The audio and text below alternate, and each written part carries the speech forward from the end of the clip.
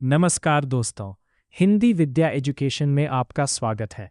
आज हम हिंदी व्याकरण की बिल्कुल शुरुआत करने जा रहे हैं। चाहे आप स्कूल में हो, बोर्ड एग्जाम्स की तैयारी कर रहे हो या किसी कॉम्पिटिटिव एग्जाम की, व्याकरण का यह पहला पाठ आप सभी के लिए सबसे महत्वपूर्ण है। आज का हमारा टॉपिक है भाषा। तो बिना किसी देरी के चलिए इसे बहुत ही आसान शब्दों में समझते हैं। भाषा क्या है? Definition and concept. दोस्तों जरा सोचिए, अगर हमारे पास भाषा ना होती तो हम एक दूसरे से अपनी बात कैसे कहते? हम अपने सुख दुख, अपनी ज़रूरतें दूसरों को कैसे समझाते? सरल शब्दों में कहें तो भाषा वो साधन है जिसके द्वारा मनुष्य अपने मन के विचारों और भावों को बोलकर या लिखकर दूसरों के सामने प्रकट करता है और दूसरों के विचारों को समझता है। भाषा शब्द संस्कृत की भाष धातु से बना है, जिसका अर्थ होता है बोलना, यानी जो हम बोलते हैं और जिससे हम अपनी बात दूसरों तक पहुंचाते हैं वही भाषा है।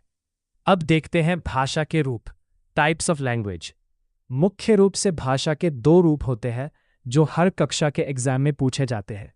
एक, मौखिक भाषा, ओरल लैंग्वेज, जब हम मुख से बोलकर अपने विचार प्रकट करते हैं और दूसरा उसे सुनकर समझता है तो उसे मौखिक भाषा कहते हैं। जैसे मेरा आपसे बात करना, कहानी सुनाना, भाषण देना या फोन पर बातें करना, यह भाषा का प्राचीनतम और मूल रूप है। दो, लिखित भाषा, रिटन लैंग्वेज, जब हम लिखकर अपने विचारों को प्रकट करते हैं और दूसरा उसे पढ़कर समझता है तो उसे लिखित भाषा कहते हैं। जैसे किताबों में लिखी बातें, परीक्षाओं में आपके उत्तर या किसी को भेजा गया मैसेज। लिखित भाषा हमेशा स्थायी, परमानेंट होती है, जिसके कारण हमारे ग्रंथ और इतिहास आज भी सुरक्षित है। यह भी याद रखें, कई बार एक तीसरा रूप भी देखने को मिलता है जिसे हम सांकेतिक भाषा, साइन लैंग्वेज कहते हैं, जहां इशारों में बात की जाती है, जैसे ट्रैफिक पुलिस का सिपाही। लेकिन व्याकरण में इसे मुख्य रूप में नहीं गिना जाता क्योंकि संकेतों से पूरी बात हमेशा साफ साफ समझ नहीं आती।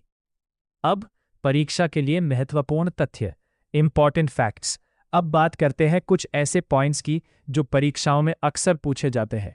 हमारे देश भारत की कोई एक राष्ट्रभाषा नहीं है, बल्कि हिंदी भारत की राजभाषा, ऑफिशियल लैंग्वेज है।